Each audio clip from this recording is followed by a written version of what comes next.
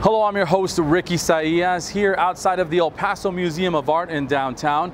We have a lot to cover on this edition of Your City in 5, so let's get started.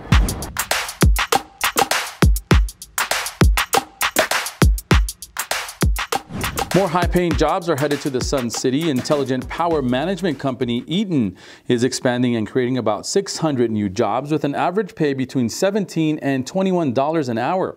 The mayor, Eaton representatives, and other community leaders announced the good news.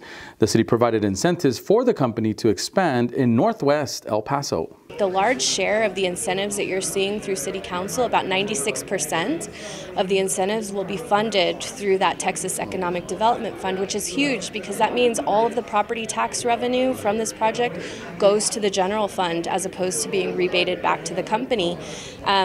Which means, again, more programs and services for our residents. Eaton manufactures electrical components like breakers and switchboards. To other city happenings, the city will continue to help residents go solar. Leaders, along with Solar United Neighbors, launched the second series of the El Paso Solar Co-op that helps home and business owners learn about the benefits of solar energy. There's many benefits to being a part of the co-op beyond even affordability, but also the idea to better understand the process and have someone that can really help you, that you can trust, to help get your house solar powered. Free virtual educational sessions are set for September 27th and October 4th. They're open to anyone who wants to learn more about solar energy use. Visit the website on your screen to register. The city took another step in hiring the next chief of police. Dozens of residents had a chance to meet with the 4 candidates that are vying to lead the El Paso Police Department. The finalists talked with various residents about their vision for the department and keeping El Paso safe. This is a very important decision for the city of El Paso. Public safety really affects our quality of life, and so we have to get it right. And so I understand the gravity of the decision, and it's probably one of the most important decisions I'll make while I'm in the position as the interim city manager. City leaders will continue with the selection process, with the final selection expected later this year.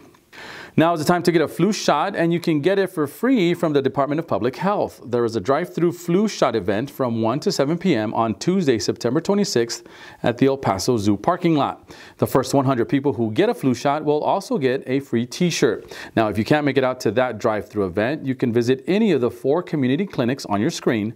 Appointments are not needed. Anyone 6 months and older can get a flu shot. For more information, visit bepowerflu.com.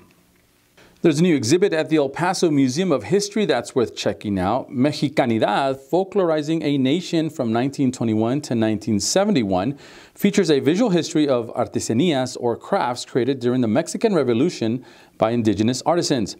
It explores the Mexican Revolution with pottery, woodwork, basketry, and other objects.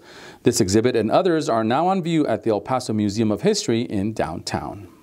Speaking of city museums, you need to visit the El Paso Museum of Archaeology in the Northeast. Aside from hosting unique local events like Insects at Night and Ghost Stories, the museum provides valuable information about the prehistoric era in our region with artifacts, dioramas, and exhibits. Currently, there's a pop-up exhibit that focuses on Native American basket weaving and another exhibit that highlights rock art paintings.